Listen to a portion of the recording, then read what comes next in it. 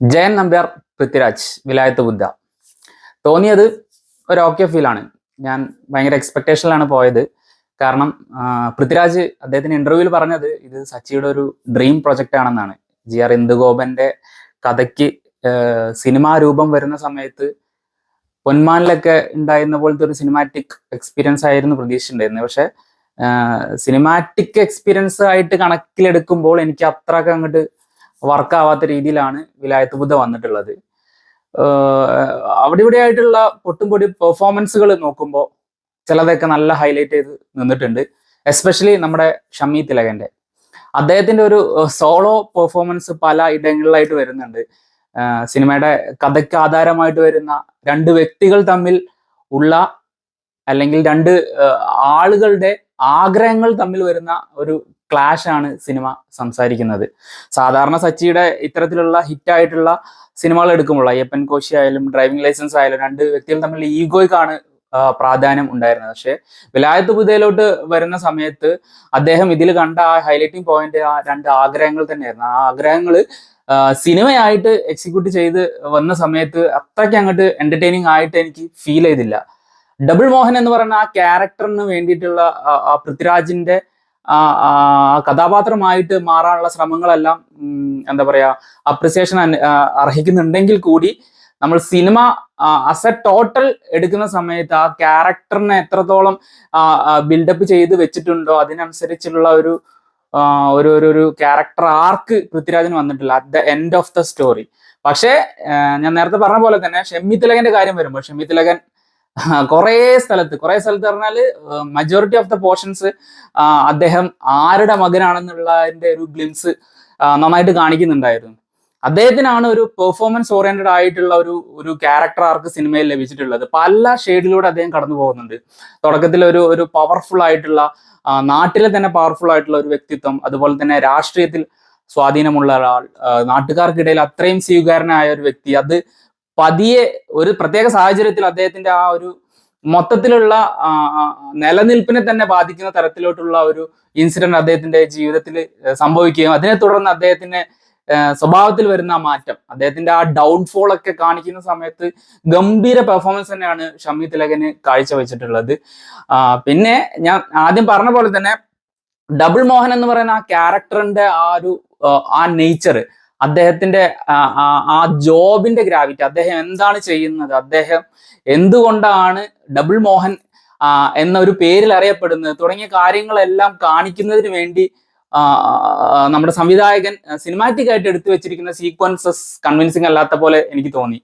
കാരണം നമ്മൾ ഇതിന് തുടക്കത്തില് ഈ സിനിമ റിലീസിനോട് അടുക്കുന്ന സമയത്ത് തന്നെ ഒരുപാട് റൂമേഴ്സ് ഉണ്ടായിരുന്നു. ലൈക്ക് പുഷ്പ കോപ്പി അടിച്ചൊരു ലോക്കൽ ലെവൽ ഓഫ് പുഷ്പ ഉണ്ടാക്കാനുള്ള ശ്രമമാണോ എന്നുള്ള രീതിയിലുള്ളൊരു സംസാരം ഉണ്ടായിരുന്നു. പുഷ്പയിലാണെങ്കിൽ പോലും ആ കഥാപാത്രം ആരാണെന്നുള്ള കാണിക്കുന്നതിന് വേണ്ടിയിട്ടുള്ള ആ സീൻസ് എല്ലാം അത്രയ്ക്കും ഇന്റൻസ് ആയിരുന്നു. പക്ഷെ ഈ സിനിമയിലേക്ക് വരുമ്പോൾ പൃഥ്വിരാജിന്റെ ക്യാരക്ടർ, പൃഥ്വിരാജ് ഡബിൾ മോഹൻ ആയിട്ട് മാറുന്ന, ഡബിൾ മോഹൻ എന്താണ് ചെയ്യുന്നത് അത് കോമഡി ആയിട്ട് തോന്നി. കുറെ സാഹചര്യങ്ങൾ അത് കോമഡി ആയിട്ട് തോന്നി. അദ്ദേഹം എങ്ങനെയാണ് ഈ സാൻഡൽവുഡ് അതിന്റെ ഒരു സ്മഗ്ലിങ് ക്യാരി ഔട്ട് ചെയ്യുന്നത്, അതിനൊക്കെ കാണിക്കുന്ന ആ സീൻസ് എല്ലാം എനിക്ക് അത്രയും അങ്ങോട്ട് വർക്ക് ആവാത്ത പോലെ തോന്നി. പക്ഷെ ആ സീൻസ് എടുത്തു വെച്ചിരിക്കുന്ന രീതി, അതായത് അതിന്റെ ഫോട്ടോഗ്രാഫി എല്ലാം അടിപൊളിയായിട്ടുണ്ട്. സിനിമാറ്റോഗ്രാഫി വരുന്ന സ്ഥലങ്ങളിൽ, അതായത് ആ ആക്ഷൻ സീക്വൻസസ് അല്ലെങ്കിൽ ചേസിങ് ഒക്കെ വരുന്ന സാഹചര്യങ്ങളിൽ സിനിമാറ്റോഗ്രാഫിയുടെ ആ ഒരു സൈഡ് നോക്കുമ്പോൾ ഗംഭീര വർക്കാണ് വന്നിട്ടുള്ളത്.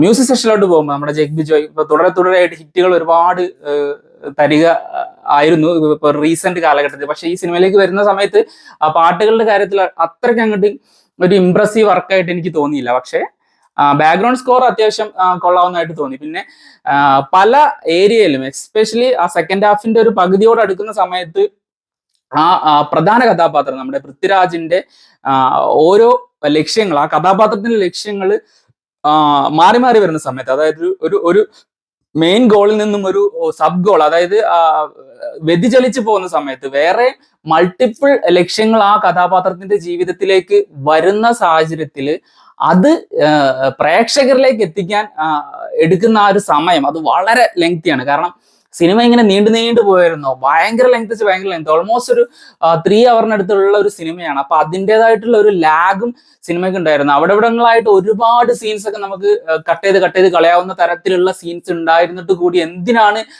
സംവിധായകൻ ഇത്രയധികം സീൻസ് അൺനെസസറി ആയിട്ട് ഇതിൽ ആഡ് ചെയ്തതെന്ന് എനിക്ക് തോന്നിപ്പോയി. കാരണം അത്ര മടുപ്പിക്കുന്ന തരത്തിലുള്ള ഒരു ലെങ്തി കാര്യങ്ങളാണ് സിനിമയിൽ കാണിച്ചുകൊണ്ടിരിക്കുന്നത്. ഒരേ കാര്യം തന്നെ പല രീതിയിൽ അതിന്റെ മാക്സിമം എടുത്തു വെച്ചിരിക്കുന്ന സകലമാന വിഷ്വൽസും കാണിക്കണം എന്നുള്ള ഒരു നിർബന്ധ ബുദ്ധിയിൽ ചെയ്ത പോലെ തോന്നി. ഒരുപാട് ഏരിയയിൽ നമുക്ക് കട്ട് ചെയ്ത് ഒഴിവാക്കി കഴിഞ്ഞാലും സിനിമ ഒന്ന് കുറച്ചുകൂടി ഒരു ഹാഫ് ആൻ അവറോളം ട്രിം ചെയ്ത് കളഞ്ഞാലും നമുക്ക് അതിന്റെ ഒരു എൻജോയ്മെന്റ് അല്ലെങ്കിൽ എന്റർടൈൻമെന്റ് വാല്യൂ കുറയാത്ത തരത്തിലേക്ക് കൊണ്ടുവരാമായിരുന്നു എന്നാണ് എനിക്ക് ഈ സിനിമ കണ്ടപ്പോൾ തോന്നിയത്. അത് കൂടാതെ ഇവര് വിലായത്ത് ബുദ്ധ, അതായത് വിദേശത്തേക്ക് ഈ സാൻഡൽവുഡ് കടത്തിയതിനു ശേഷം അവിടെ ഇത് ഒരു എന്താ പറയാ ബുദ്ധ പ്രതിമ സൃഷ്ടിക്കാനായിട്ട് ഉപയോഗിക്കുന്നൊക്കെ പറയുന്ന ഒരു കൺസെപ്റ്റ് ഉണ്ടല്ലോ. ശരിക്കും അത് യഥാർത്ഥത്തിൽ ഈ സാൻഡൽവുഡ് ഇൻഡസ്ട്രിയിലൊക്കെ നടക്കുന്ന കാര്യങ്ങൾ തന്നെയാണ്. എന്നിരുന്നാലും അതിന്റെ ഒരു ഏരിയ നമുക്ക് പ്രേക്ഷകർക്ക് അത് ഫീഡ് ചെയ്യുന്ന രീതി എന്ന് പറഞ്ഞാൽ മെറ്റഫോറിക്കലി ഞാൻ നേരത്തെ പറഞ്ഞ പോലെ അവരുടെ പൃഥ്വിരാജിന്റെ ആ ലക്ഷ്യം മാറി അദ്ദേഹം ഫോർ എ ഗ്രേറ്റർ കോസ് എന്നുള്ള രീതിയിൽ അദ്ദേഹത്തിന്റെ സ്മഗ്ലിങ്ങിനെ ഉയർത്തുന്ന കാര്യങ്ങൾ കാണിക്കുന്നത് എനിക്ക് വളരെ വീക്കായിട്ട് തോന്നി. എസ്പെഷ്യലി എന്താ പറയാ ഒരു VFX സെഷൻസ് ഒക്കെ ഉണ്ടായിരുന്നു, കമ്പ്യൂട്ടർ ജനറേറ്റഡ് ഇമേജസ് കാര്യങ്ങളെല്ലാം ഉള്ള ഒരു സെഷൻ ഉണ്ടായിരുന്നു. പക്ഷെ അത് പല സ്ഥലങ്ങളിലും എനിക്ക് മിസ്മാച്ച് ആയിട്ട് തോന്നി. ലൈക്ക് ആ ഇമേജസ്, ആ ക്യാരക്ടേഴ്സിന്റെ ആ ഒരു സൈസും അതുപോലെ തന്നെ അവര് ക്യാരക്ടേഴ്സ് നടക്കുന്ന അല്ലെങ്കിൽ അവരുള്ള ആ ഒരു ആംബിയൻസിന്റെ ആ ആംബിയൻസിലുള്ള ഒബ്ജക്ട്സും അതുപോലെ തന്നെ ഈ ക്യാരക്ടേഴ്സും തമ്മിലുള്ള സൈസിന്റെ മിസ്മാച്ചും അതിന്റെ ലൈറ്റിങ്ങിലെ മിസ്മാച്ചും ഒക്കെ ചില സ്ഥലത്ത് വളരെ കല്ലുകടിയായിട്ട് എനിക്ക് തോന്നിയിട്ടുണ്ടായിരുന്നു.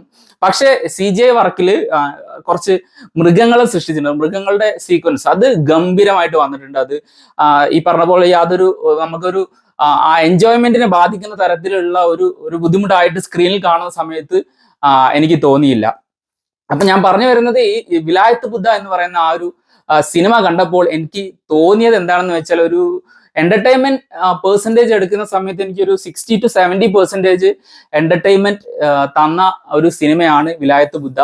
നിങ്ങൾ ഈ സിനിമ കണ്ടവരാണെങ്കിൽ താഴെ നിങ്ങളുടെ അഭിപ്രായങ്ങൾ കമന്റ് സെക്ഷനിൽ രേഖപ്പെടുത്തുക. മറ്റൊരു വീഡിയോ ആയിട്ട് വീണ്ടും കാണാം. ബൈ.